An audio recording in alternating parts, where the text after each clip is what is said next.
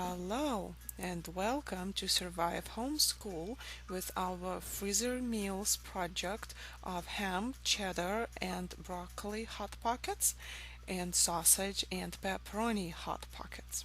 I started with a pre-made whole grain pizza dough. I will do my best to upload a recipe how to make that in my next video. But first we start with the filling. Grate some cheddar cheese, add some cubed ham on top of that, a top of ricotta. I like to use whole milk ricotta, but you of course can use whichever you prefer. Give it a little bit of stir. Add some broccoli florets. I do prefer using broccoli florets because they are softer and they cook nicer. So that would be about 2 cups of broccoli florets, and then about 2 tablespoons of Italian seasoning. I could not locate my tablespoon, so I had to use the quarter cup, and then half of the quarter cup, that would be 2 tablespoons. Now give it a nice stir.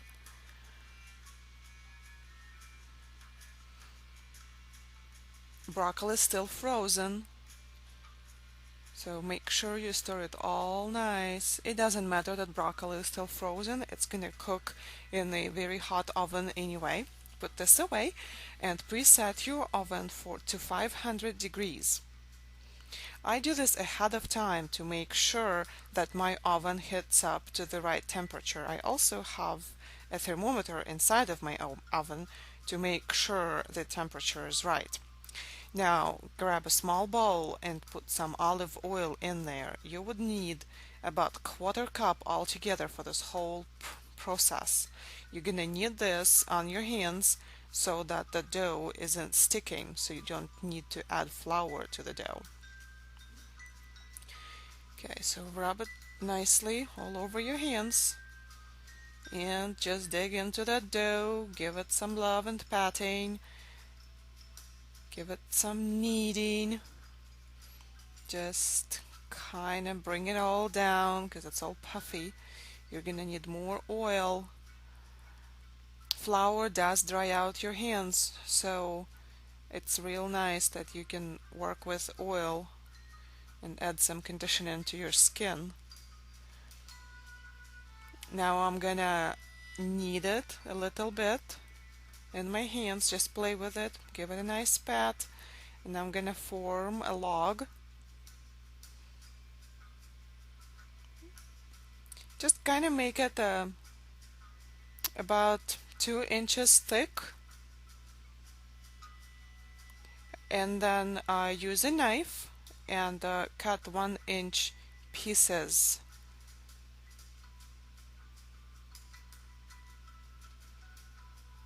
Okay, there we go. Now those pieces, you still want to have oil on your hands while you're doing that. Flatten them out on your board into a circle. You would like to have about a 6-inch circle. Put some filling on it. If you're not sure the dough would stretch enough, put less than more. I was rather brave here. Yeah, so yes, this is what I'm doing, and now I'm using my fingers to pinch the sides together. Just pinch it all together real tight. Do not be afraid of it. It's not gonna say ow. It's gonna be fine. Okay, now that it's closed, it's a closed pocket. Give it a gentle roll on the board and kind of shape it nicely. Give it a nice shape. Okay, and now it goes onto a cookie sheet. The cookie sheet does not need to be greased. It's just a cookie sheet, just a plain old cookie sheet. Here I had a tear. As I was pinching it, I tore a piece, so I took a piece off of the side and used it to patch up the hole. and it goes back on the cookie sheet. Now, as they are on the cookie sheet, you need to give them about 15 minutes to rest so that they can rise some more. And I believe I already have a batch in the oven and a batch resting. While they're resting, we're gonna make the sausage and pepperoni filling. I have the skillet on medium high, and I'm adding some sausage to it, which is gonna cook. It normally takes about 15 minutes to get through that. It's about 3 pounds of sausage. I will not use all of it for the filling. I will use just the half of it, and the other half will go into my morning egg muffins, which I will also put online soon. So there goes the sausage, and here are my first hot pockets in the oven, and they are beautiful. And oh my gosh, this smells delicious. So to work on my sausage filling, I'm gonna need some pepperoni and a large bowl. Okay, I guess I'm gonna need my knife also. There you go. Okay, just get that pepperoni out, and what I'm gonna do is I'm gonna cut the slices in fours, in quarters, so that when you bite into that hot pocket, this whole pepperoni doesn't start falling out, you know, as you're holding on to it. So just give it a nice cut, and somebody would probably disagree and say that pepperoni is already bite size. But I just like tiny things in my fillings. It makes it easier to eat. Okay, give it a nice massage and try and break the pieces apart. And now it's time for my mozzarella. I had two different bags in the fridge, so I'm gonna use this one, and then I'm gonna head over for another one. As you notice, there's no measurements for this. If you like a lot of cheese, put a lot in there. If you like not as cheesy but more meaty, then put less in there. Just follow your guts, whatever you like here. Okay. And here we go, another one. I like my mozzarella. And so, I mean, I can eat mozzarella by a teaspoon or a full spoon, whatever you say. So there we go.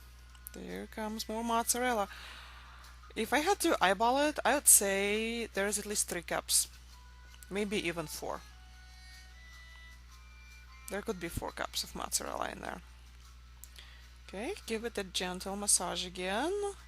I like getting my hands dirty. I like put my hands in my food and use my hands to. Okay, so give it a nice stir. And at this point, it's already got sausage in it, about a pound and a half.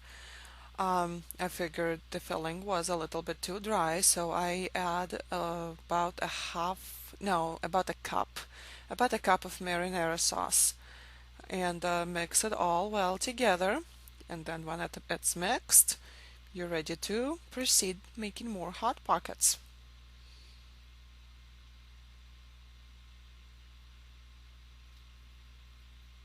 Back to the cutting board and olive oil, and you know what to do.